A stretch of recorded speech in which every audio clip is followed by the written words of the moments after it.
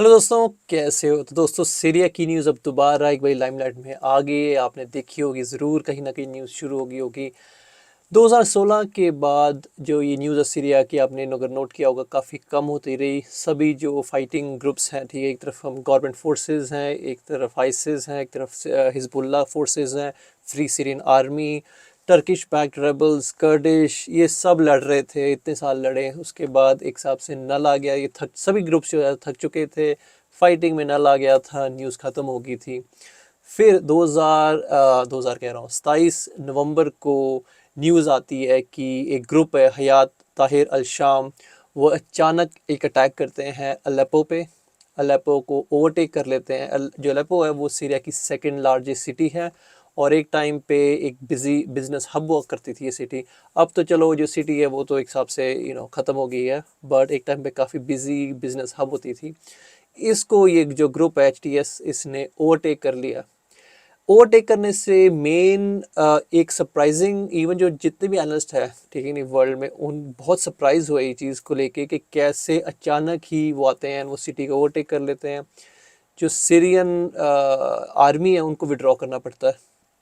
वो इतनी तेज़ी से विड्रॉ करते हैं कि पीछे aircrafts, helicopters, RPGs, anti tank weapons, जितने भी मिलिट्री हार्डवेयर है, एलीट हार्डवेयर है, वो सब उनको पीछे छोड़ना पड़ता है। और ये सब हार्डवेयर अब ये जो रेबल्स हैं इनके हाथ में आ गया है, ठीक है नहीं। पर इस वीडियो पे हम देखते हैं एग्जैक्टली ग्राउंड रियलिटी क्या है, क्या सिचुएशन है। तो चलो दोस्तों, ये इस टाइम जो करंट मैप है, कौन क्या कंट्रोल करता है सीरिया में, 3 नवंबर का जो मैप है, इस टाइम अपडेटेड मैप है। तो अगर आप ये देखिए, ऊपर सेक्शन जो येलो में है, यहाँ पे तो कर्डिश जो फोर्सेस है वो अब इस टाइम उन्होंने ये ऑक्यूपाई किया हुआ है। एक टाइम पे यहाँ पे आइसिल का बहुत कंट्रोल रहा। तो पहले तो अमेरिकन आए थे एड में, पर किसी रीज़न से उनको जाना पड़ा। फिर सीरियन फोर्सेस ने आइसिल को पीछे किया बाय रशियन एयर पावर की हेल्प से। इसमें जो हिजबुल्लाह फोर्सेस है उन्होंने ईरान के जो IRGC है उनका बहुत बड़ा हाथ था यहाँ से आइसिल को निकालने का। उसके बाद ये मेनली टर्किश फोर्सेस के अंडर ही है। जो टर्किश फोर्सेस हैं, सीरिया की जो फोर्सेस हैं, उसके बीच में एक हिसाब से सीज़ फायर है। सीज़ फायर की जगह एक समझौता है कि ना वो उसको अटैक करते हैं ना वो अटैक करते हैं। तो एक हिसाब से एक लाइन खींची हुई है, एक दूसरे को कोई कुछ नहीं कहता। सो अगर आप ऊपर की तरफ देखें, लेपो की तरफ, यहाँ पे जो मेन अटैक हुआ एंड जो रेबल फोर्सेस ने अचानक ही पूरी जो सिटी लेपो उसको ऑक्यूपाई कर लिया। यहाँ से ये हम आ जाना चाहते हैं, उसके बाद दमास्कस की तरफ इनके लिए काफ़ी इजी हो जाएगा, क्योंकि बीच में जो मेन रोड है, हाईवे है, उसको ब्लॉक कर लेते हैं। अगर आप अपनी तरफ ये राइट की तरफ देखें, इराक की तरफ, ये जो बहुत बड़ा एरिया है, लगता बहुत बड़ा एरिया, बट मेनली ये डेजर्ट एरिया है। सो क्या कौन किसको कंट्रोल करता है यहाँ पे ज़्यादा फ़र्क नहीं पड़ता। तो ये तो रहा इस टाइम का जो अपडेटेड मैप है। अब ये मुझे ऐसे लगता है कि कल इवन मैं ये वीडियो अगर आज डालूंगा तो हो सकता है ये एक दिन में ही चेंज हो जाए। पर इस टाइम 3 दिसंबर को ये अपडेटेड मैप वर्जन है। तो दोस्तों, एक चीज़ जो जैसे मैंने इस वीडियो की स्टार्टिंग में जिक्र किया था, जो एम्यूनिशन है इन्होंने जो कैप्चर किया वो तो अमेजिंग है। उसकी जो पिक्चर्स आ रही हैं, ये नहीं कि छोटी मोटी, ये देख मैं प्ले भी कर देता हूँ। ये नहीं कि छोटी मोटी गन्स हैं या छोटे मोटे रस्टेड ओल्ड एम्यूनिशन है। आप देख सकते हैं स्टॉक पाइल वेपन्स। ये देखिए मैन पैड्स हैं। ये छोटी जो एयरक्राफ्ट्स होंगे छोटे एल्टीट्यूड पर लड़ने के लिए, उनको मार गिराने के लिए काम आ सकते हैं। यहाँ तक एयरक्राफ्ट्स भी इन्होंने कैप्चर कर लिए हैं। अभी एयरक्राफ्ट कितने चलते हैं, और अगर चलते भी हैं क्या वो उनको उड़ा सकते हैं, कितना यूटिलाइज कर सकते हैं, ये तो टाइम ही बताएगा। बट इतना कुछ कैप्चर कर लेना एक सिग्निफिकेंट लॉस है जो सीरियन गवर्नमेंट के लिए, कि लगी जो इक्विपमेंट है ये मिलियंस एंड मिलियंस में जाएगा, ये सभी ऑपोजिशन के। और दूसरी बात हैरान, सबसे अमेजिंगली मैं कहूँगा, ये जो इक्विपमेंट है ना, मेनली जो टैंक्स हैं, मैन पैड्स हैं, राइफल्स हैं, ये सब ये जो ऑर्गेनाइजेशन है, ये रेबल्स, ये यूज़ कर चुके हैं। इट्स नॉट समथिंग न्यू कि इनको ये चलाना नहीं आएगा। एयरक्राफ्ट को छोड़ दो, हेलीकॉप्टर्स को छोड़ दो, बाकी ये छोटा मोटा इक्विपमेंट है इनको ऑलरेडी चलाना आता है। ये मोस्टली एक सोवियत वेपनरी है, इसको उनको कोई दिक्कत नहीं होगी चलाने में। तो ये एक बहुत बड़ा चैलेंज होने वाला है, जो आगे जाके देखते हैं इसका क्या इम्पैक्ट होता है। अब दोस्तों, एक बात और करते हैं कि अब जो सीरियन की गवर्नमेंट है उनकी हेल्प कौन करेगा, ठीक है नहीं। पहले रशिया, अगर हम रशिया की बात कर लेते हैं तो दो रशिया के पास आज भी एबिलिटी है एयर रेड्स करने की, बट वो जो एबिलिटी थी उनके पास आज से 10 साल पहले, वो अब एबिलिटी वो नहीं होगी, क्योंकि जो सारी उनकी रिसोर्सेज हैं, सारा उनका जो मैन पावर है, इक्विपमेंट है, वो उसकी जो प्रायोरिटी है वो यूक्रेन में होगी। वो अपने इंटरेस्ट छोड़ के सीरिया में अपना सारा इक्विपमेंट नहीं डालने वाले। सो रशिया की तरफ से आई डोंट थिंक सो इतनी हेल्प होने वाली है जो हम एक्सपेक्ट कर सकते हैं। सेकंड आ जाता है ईरान। ईरान के पास भी कैपेबिलिटी है, कैपेसिटी है हेल्प करने के लिए, बट ईरान के लिए एक बहुत बड़ी प्रॉब्लम होने वाली है इसराइल। रिसेंटली आपने देखा कि इसराइल एंड ईरान के बीच में एक हिसाब से कोल्ड वॉर सी चल रही थी। बीच में अटैक भी हुए, तो कोल्ड वॉर तो नहीं कहूँगा, बट बीच में कॉन्फ्लिक्ट्स भी हुए बीच में।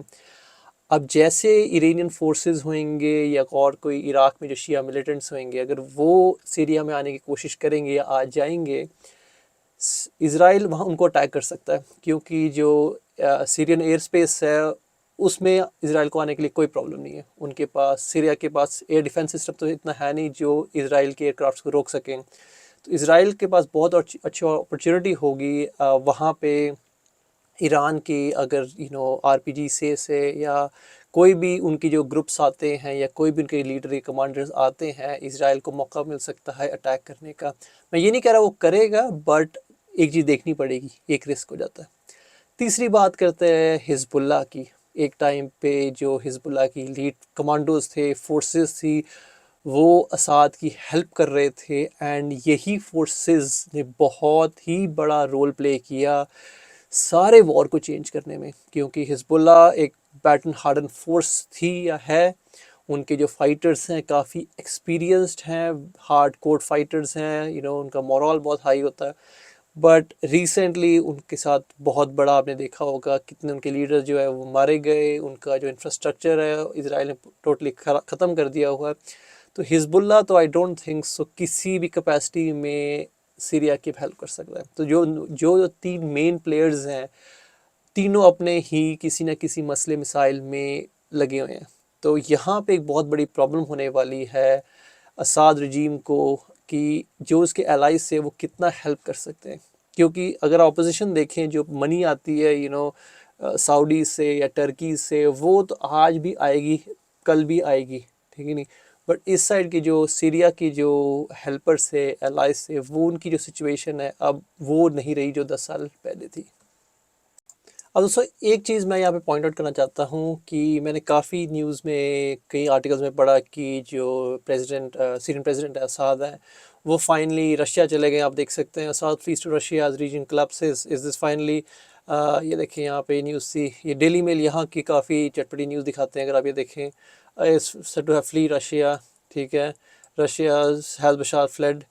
ये न्यूज़ मुझे पर्सनली अगर मैं बताऊँ तो मुझे लगता है फॉल्स न्यूज़ है, क्योंकि अगर वाकई ऐसी हुआ होता तो ये बहुत बड़ी न्यूज़ होनी थी। काफ़ी वीडियोस, आजकल सोशल मीडिया का ज़माना है, काफ़ी न्यूज़ आनी थी, हर तरफ से ये चीज़ मशहूर हो जानी थी कि जो प्रेसिडेंट है वो रशिया भाग गए हैं, एंड लड़ने का कोई फ़ायदा नहीं, एंड ऑल दो थिंग्स। सो ये तो मुझे नहीं लगता ये न्यूज़ सच है, क्योंकि एज आपको पता है कोई भी आजकल प्रोपेगेंडा की वॉर है, हर तरफ से हर कोशिश करता है कि मैं अपनी एक नैरेटिव बना दूँ। ये जैसे डेली मेल है, ये काफ़ी यहाँ का मशहूर है, इन्होंने ऐसे ये आर्टिकल छाप दिया विदाउट वेरिफिकेशन। तो ये सब फॉल्स न्यूज़ है अकॉर्डिंग टू मी, पर टाइम बताएगा। अब दोस्तों जो रेबल का जो लीडर है अबू मोहम्मद अल जलानी, ये प्रॉब्ली सऊदी अरेबिया में बॉर्न हुआ था।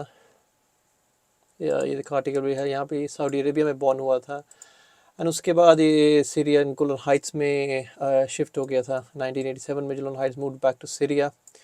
उसके बाद मेनली क्या हुआ कि एक चीज़ ये समझ गया था कि जब तक अलकायदा का नाम रहेगा सपोर्ट नहीं मिलेगी।